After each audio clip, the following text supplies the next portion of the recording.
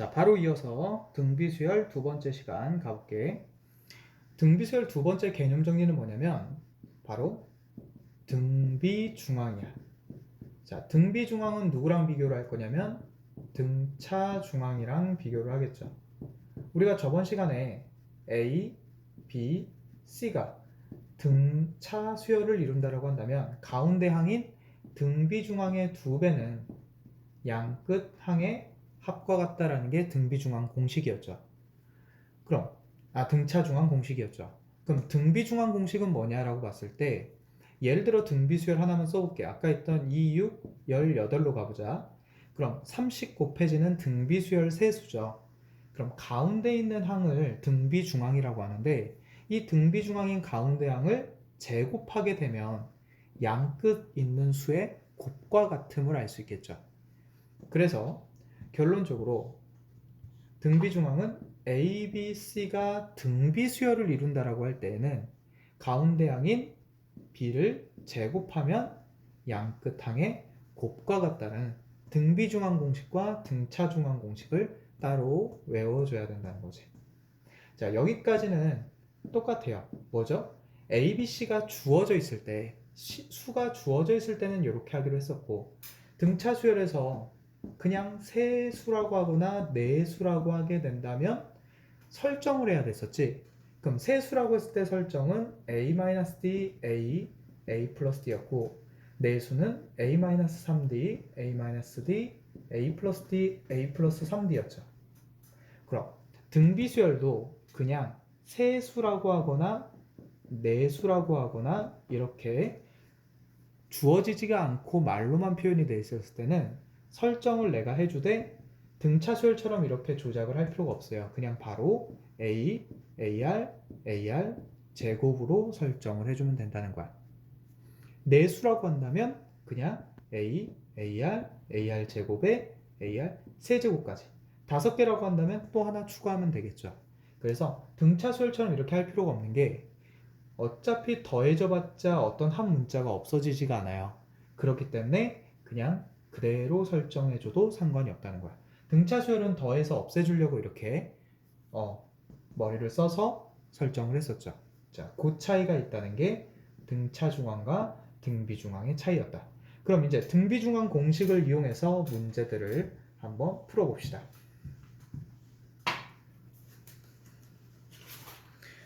페이지는 247페이지 필수예제 23번 가보자. 자, 세수가 x 플러스 2와 x 마이너스 4와 3분의 x 마이너스 1이 있대요. 자, 이렇게 세 수가 있는데 등비수열을 이룬다 그랬어. 그러면 가운데 있는 항의 제곱이 양 끝에 있는 식들의 뭐와 같다? 곱과 같다는 거죠. 그럼 양변에 3을 곱해서 이렇게 바뀐 후에 전개를 해서 방정식을 풀어주면 되겠죠. 자, 얘는 그냥 2차 방정식이니까 계산은 생략하도록 할게. 자, 이렇게까지 세수가 이렇게 주어졌기 때문에 우리는 설정을 할 필요 없이 어떻게 하면 된다? 등비중앙 공식을 바로 적용시키면 된다. 자, 그럼 다음 페이지 248페이지로 넘어가서 문제를 또 풀어볼게. 자, 보니까 세 양수 A, B, C가 있는데 0보다 크대요. 세 양수라 그랬어. 그래 놓고 4A, B 순서로 B, C, 64 순서로는 등비 수열을 이루고 요렇게는 근데 A, B, C 순서로는 등차 수열을 이룰 때 A, B, C의 합을 구하시오 이렇게 문제 나왔죠. 그 말은 이 위에 두 식은 등비중앙 공식을 쓰라는 거고 가장 아래에 있는 식은 등차중앙 공식을 쓰라는 거겠죠. 자, 그럼 위에 있는 식 가보자. 가운데 항의 제곱이 양끝 항의 곱, 마찬가지로 가운데 항의 제곱이 양끝 항의 곱이 될 거야. 그럼 여기 있는 애는 가운데 항의 2배가 양끝 항의 합이 되겠죠. 등차 수열이니까. 자, 그럼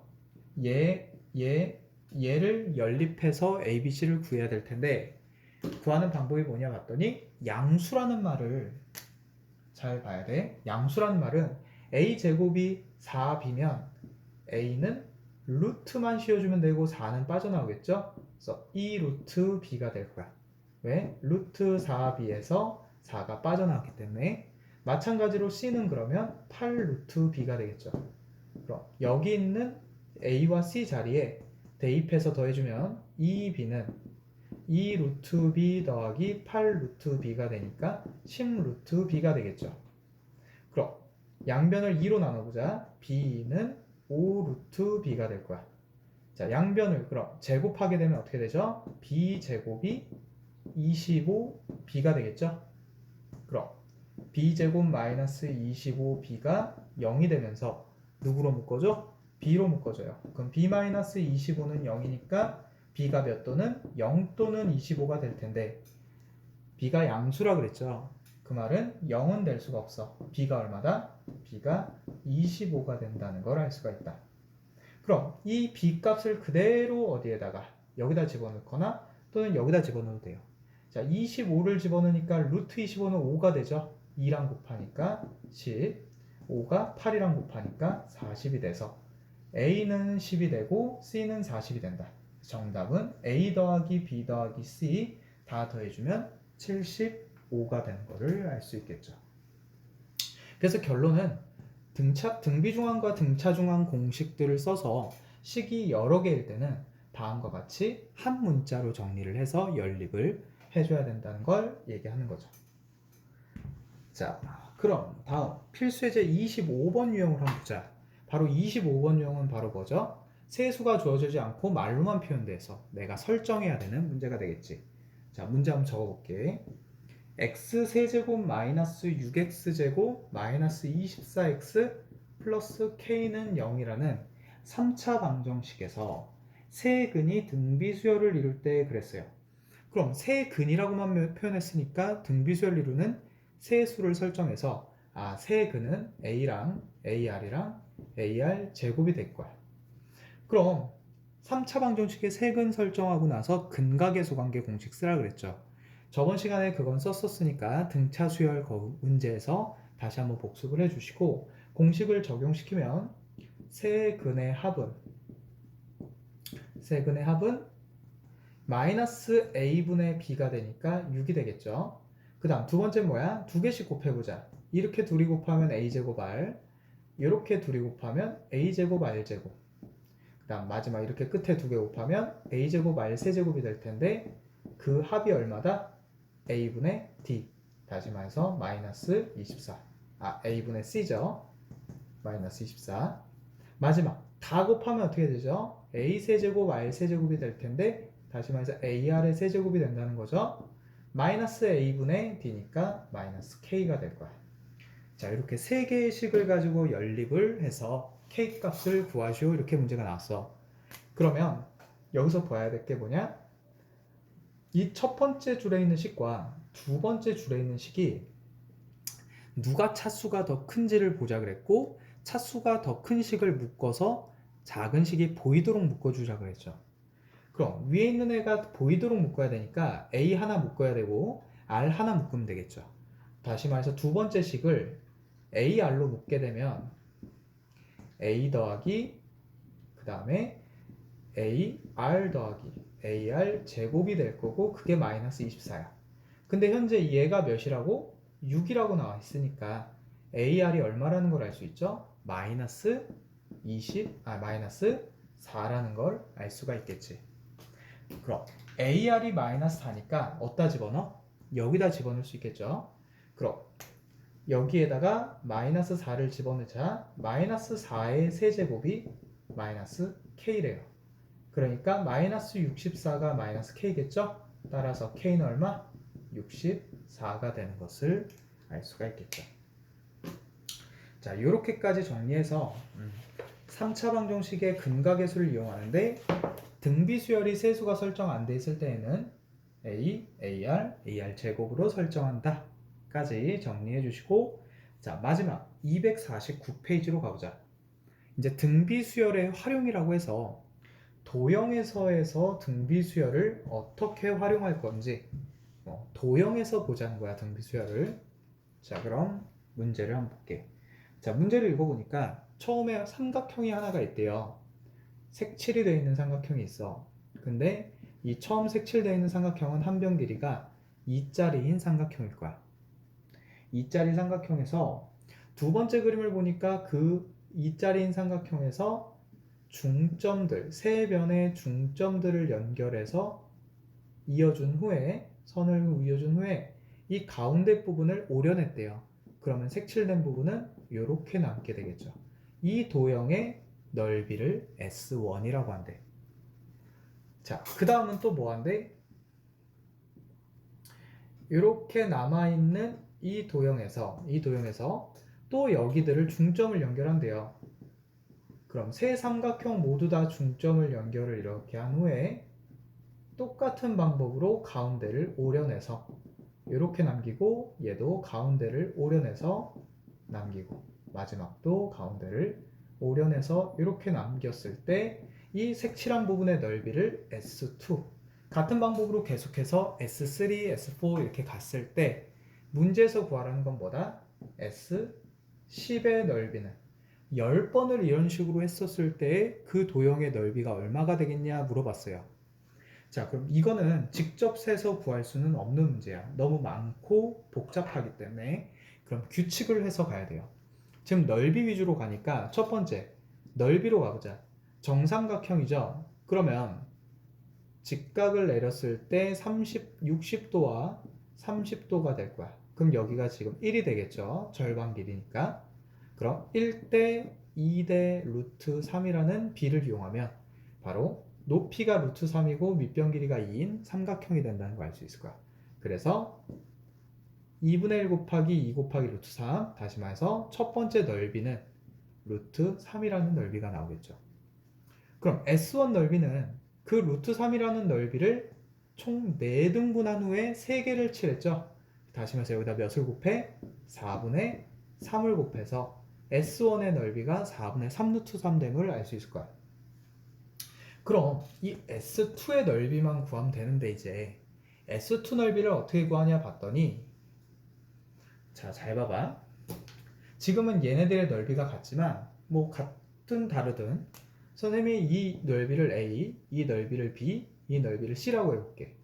그럼 이쪽에 있는 이 넓이는 이 A라는 넓이를 4조각 내서 3조각 색칠했으니까 4분의 3A가 되겠죠. 그럼 얘의 넓이는 B라는 넓이를 4분의 3B가 되겠고 마지막 이쪽 넓이는 4분의 3C가 될 거야. 그럼 이 전체 넓이인 얘는 A 더하기 B 더하기 C였단 말이야. 근데 지금 이쪽에 있는 넓이는 4분의 3A 더하기 4분의 3B 더하기 4분의 3C가 되죠. 그럼 4분의 3으로 묶어보자. A 더하기 B 더하기 C가 되니까 결국 여기 있던 이 넓이한테 4분의 3만 곱해준 효과가 일어나죠. 다시 말해서 S2라는 넓이는 얼마가 되냐면 이 S1 넓이한테 몇을 곱했다? 4분의 3을 곱했다. 그 말은 4분의 3의 제곱의 루트 3이 된다는 거죠. 그럼 그 다음 S3 넓이는 어떻게 돼? 또 여기에 4분의 3배가 되겠죠? 이와 같은 똑같은 방법이니까 그래서 4분의 3의 세제곱 루트 3이 될 거야. 그럼 지금 이 넓이들이 무슨 수열을 이뤄? 공비가 4분의 3이고 첫째 항이 4분의 3 루트 3인 등비 수열을 이루게 되겠죠. 그때 우리는 몇 번째 항의 넓이를 구하라? 10번째 항을 구하라 그랬어요. 근데 1일 때 하나 곱하고 2일 때 2개 곱하고 3일 때 3개 곱했으니까 답은 4분의 3의 10승 루트 3이 총 넓이가 될 텐데 얘를 우리가 등비 수열을 배웠으니까 그거에 따라서 한번 또 구해봅시다. 자, 첫 번째 항이 4분의 3 루트 3이고 공비도 4분의 3이니까 일반항을 구하게 되면 4분의 3 루트 3 첫째 항 곱하기 4분의 3의 몇 승? n-1승이 되겠죠. 그럼 A10이라는 10번째 항은 4분의 3 루트 3 곱하기 4분의 3에 10 대입하면 9승이 될 거야. 근데 앞에 4분의 3이 하나 더 곱해져 있으니까 결국 10승이 된다는 건 똑같겠지.